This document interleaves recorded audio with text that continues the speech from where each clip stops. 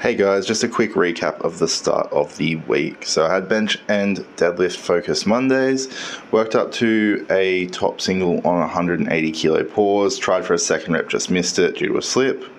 Didn't end up filming that set. With that, after I went into 4x4 on 160 kilos, which all moved quite well, and then I decided that further on from there, I'd go do some incline press to help that as I was doing accessories later that night with deadlifts. So with this, I then went into my accessory work for that night, which was triceps, biceps, and a couple other shoulder exercises, which all moved really well themselves. Now for deadlifts, I was a bit worried with my hip injury that I have at the moment. I have a glute med strain.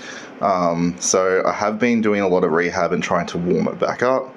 With this, you can see I'm pulling the slack out of the bar a lot better, and I'm able to load that hip up.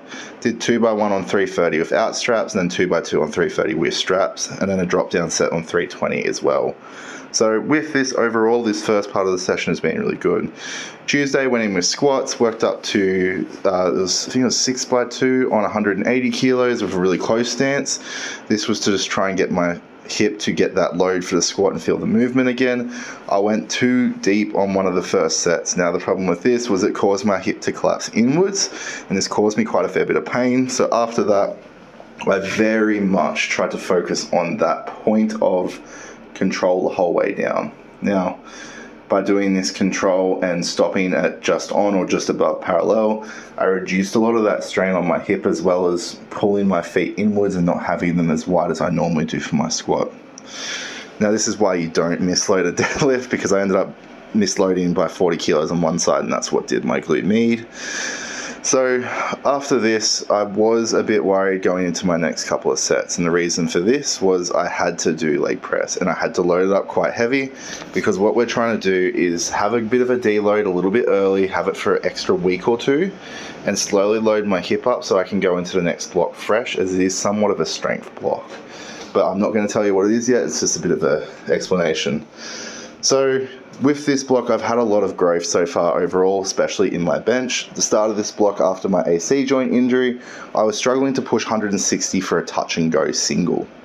The goal by the end of this block was to get up to sets of 4 on 160, which I did sets of 3 and 4 last week on 165 for 2.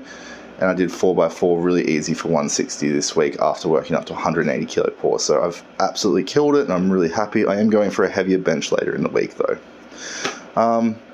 So overall, there is going to be some more educational videos coming out. I am filming them. I have a couple more in the works. I will be doing a deadlift breakdown form of both conventional and sumo. I don't pull sumo myself, but I do know how to teach it and instruct. I also know how to do it, and I can load it up a bit, but I'm not going to, just due to my hip. So yeah, I had this as my workout so far this week. I do add accessories on every one of these days. I just don't tend to film them. If you guys would like to see more of them, I will definitely do it, because it's just not something that really clicks in my mind. I don't like recording myself too much, but as I am trying to get sponsorships and get my name out there and grow my business, I need to. Anyway, I will see you next time.